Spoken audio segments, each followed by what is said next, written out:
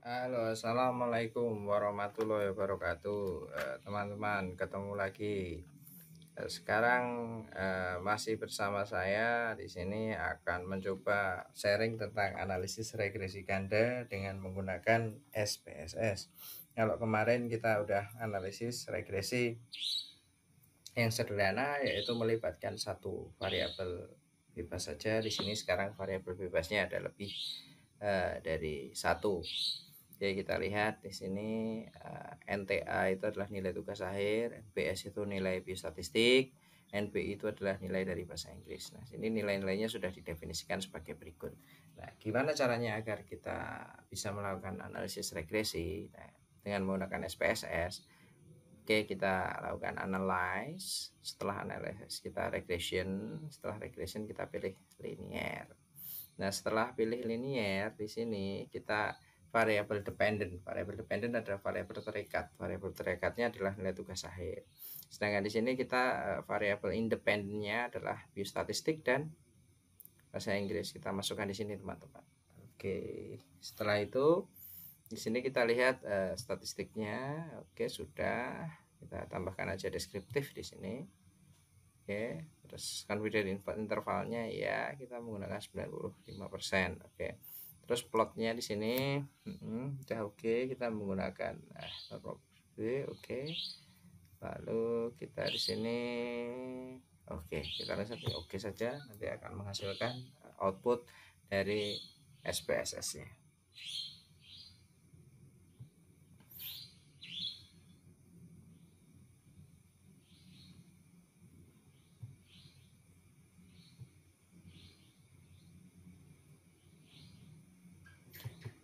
Oke, ini output dari SPSS-nya, teman-teman.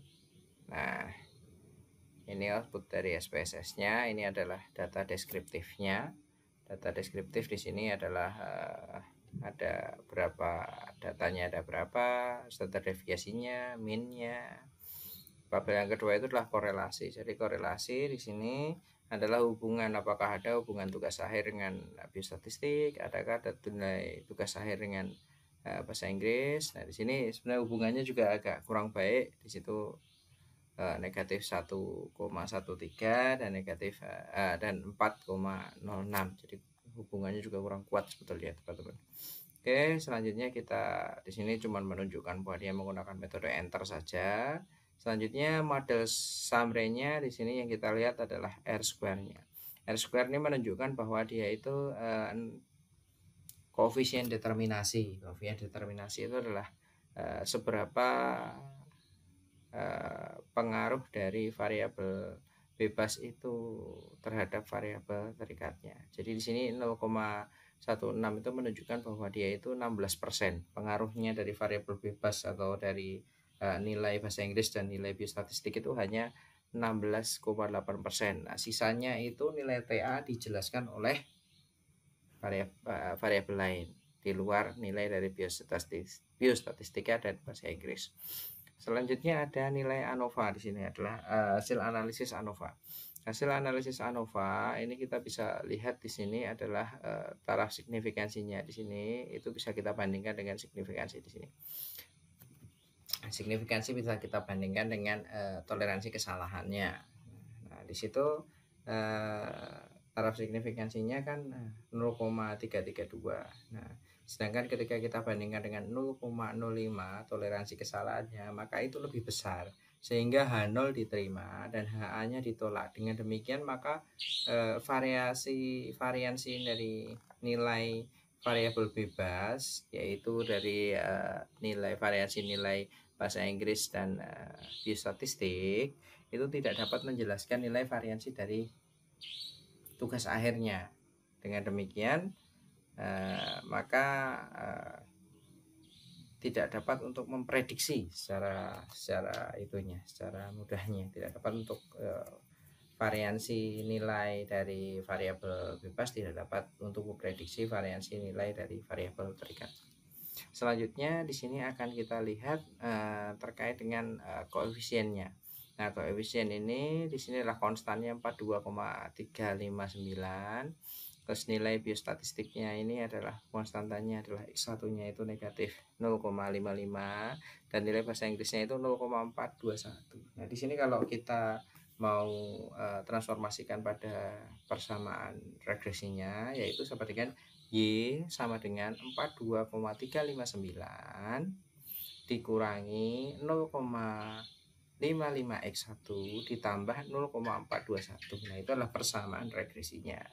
Namun demikian, kita harus lihat dulu di sini taraf signifikansinya. Signifikansinya itu bagaimana untuk setiap dari variabel bebas. Nah, oke, di sini yang pertama variabel bebas dari statistik itu signifikansinya di sini 0,835. Jika kita bandingkan dengan toleransi kesalahannya itu 0,05 atau 5%, maka sangat jauh di atasnya. Dengan demikian, maka H0-nya diterima dan H-nya ditolak. Nah, ini artinya apa? Artinya ketika kita menemukan data seperti itu, maka kita bisa lihat bahwa pengaruh dari nilai biostatistik terhadap nilai TA itu tidak signifikan. Nah, dengan demikian maka tidak ada pengaruh yang signifikan. Jadi ya tidak bisa memprediksi pengaruhnya. Selanjutnya di nilai bahasa Inggris sendiri juga 0,161. Jadi H0-nya diterima, alternatifnya ditolak. Jadi dia juga tidak ada pengaruh signifikan. Dengan demikian maka kondisi ini tidak kondisi demikian maka persamaan regresi tidak dapat digunakan untuk memprediksi nilai dari tugas akhir gitu. Dengan demikian maka persamaan jadi biostatistik dan bahasa Inggris tidak dapat digunakan untuk memprediksi nilai dari tugas akhir. Oke, sekian ini interpretasinya. Mungkin teman-teman bisa mengkombinasikan interpretasi ini dengan interpretasi yang ada di Microsoft Excel analisis dengan menggunakan Microsoft Excel. Datanya sama, nah interpretasinya juga kurang lebih sama. Jika ada pertanyaan silahkan tinggalkan di kolom komentar. Terima kasih.